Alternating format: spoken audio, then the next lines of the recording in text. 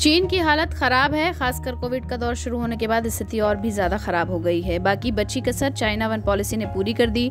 चीन की ये नीति एक तरह से हड़प नीति है, जिसमें ताइवान और हांगकांग जैसे देशों को अपने में मिलाने की रणनीति है। इस हड़प नीति के चलते चीन में कारोबार करने वाली कंपनियों में हड़कंप है। कोविड ने वैसे ही इन कंपनियों का बेड़ा गर्क कर रखा है। ऐसे में बड़ी बड़ी कंपनियां भारत की ओर रुख कर रही हैं। ऐसे में मैन्युफैक्चरिंग के लिहाज से आने वाला दिन भारत का होगा, इसके संकेत भी मिलने लगे हैं। ग्रोथ रेट के हिसाब से देखें तो दुनिया की फैक्ट्री कहे जाने वाले अमेरिका और चीन जहां 3% से नीचे आसपास भटक रहे हैं, वहीं भारत 7% के ऊपर चल रहा है।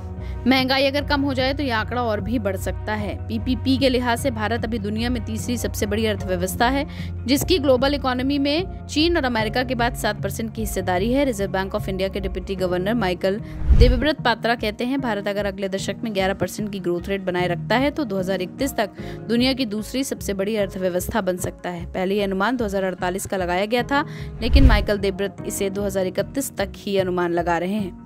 भारत की वृद्धि दर को समझने के लिए आप 5 पॉइंट्स पर गौर कीजिए। वृद्धि दर ना बढ़ी तो भारत के लिए अगला दशक सबसे महत्वपूर्ण है। अगले दशक में 11% की विकास दर बनी रही तो भारत 2031 तक दूसरी सबसे बड़ी इकोनॉमी बन सकता है। लेकिन भारत ने इस वृद्धि दर को नहीं बनाए रखा या उसे नहीं पकड़ा और 2040-50 में 4 से 5% ग्रोथ रेट पर सिमट गया तो चीन को वो 2060 में पीछे छोड़कर दुनिया की सबसे बड़ी अर्थव्यवस्था बनेगा। 2015 में शुरू हुई भारत की उड़ान। मार्केट एक्सचेंज रेट के हिसाब से देखें तो भारत दुनिया की 6वीं सबसे बड़ी अर्थव्यवस्था है। भारत की तेज गति को समझने के लिए कुछ अन्य देशों के बारे में जानना होगा। जापान की अर्थव्यवस्था ने 1960 के दशक में तेजी पकड़ी और 70-80 तक ये बनी रही। इसके बाद 1990 में चीन की अर्थव्यवस्था रफ्तार में आई, जिसने उसे दुनिया की दूसरी सबसे बड़ी अर्थव्यवस्था बना दिया, लेकिन अब उसमें ढलान है। इसके बाद 2015 से भारत की अर्थव्यवस्था ने तेजी पकड़ी। भारत की 14% ग्लोबल ग्रोथ। न्यूयॉर्क टाइम्स की एक रिपोर्ट के मुताबिक कोविड महामारी के सामने चीन और अमेरिका की अर्थव्यवस्था ने पूरी तरह से घुटने टेक दिए। ग्रोथ रेट 3% से नीचे आ गई या उसके आसपास बनी रही, लेकिन भारत इसमें अपवाद साबित हुआ।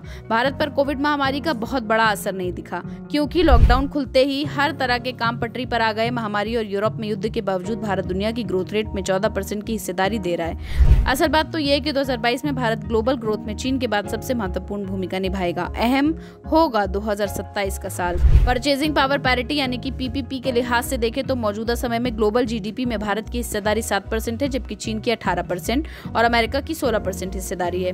मार्केट एक्सचेंज रेट्स में भारत की जीडीपी 2027 तक 5 खरब डॉलर तक पहुंचने की उम्मीद है। 2027 तक पीपीपी के टर्म में 16 खरब डॉलर तक पहुंचने की उम्मीद है, जो कि 2021 की तुलना में 10 ट्रिलियन डॉलर अधिक होगा। मैन्युफैक्चरिंग को बढ़ावा देने के लिए सरकार ने मेक इन इंडिया अभियान शुरू किया है। इसके तहत पीएलआई स्कीम चलाई जा रही है, जिसमें कंपनियों को इंसेंटिव देकर निर्माण कार्य तेज करने के लिए बढ़ावा दिया जा रहा है। मेक इन इंडिया के तहत सरकार ने मैन्युफैक्चरिंग का ग्रोथ रेट 10% निर्धारित किया है। इसका शेयर 2030-31 में 25% तक जा सकता है। इस लिहाज से भारत दुनिया का सबसे बड़ा मैन्युफैक्चरिंग हब बनकर उभर सकता है। हमारी इस रिपोर्ट पर आपकी क्या राय कमेंट सेक्शन में लिखकर जरूर बताएं। देश और दुनिया से जुड़ी तमाम बड़ी खबरों के लिए सब्सक्राइब करें हमारा डिजिटल चैनल TV9 भारतवर्ष।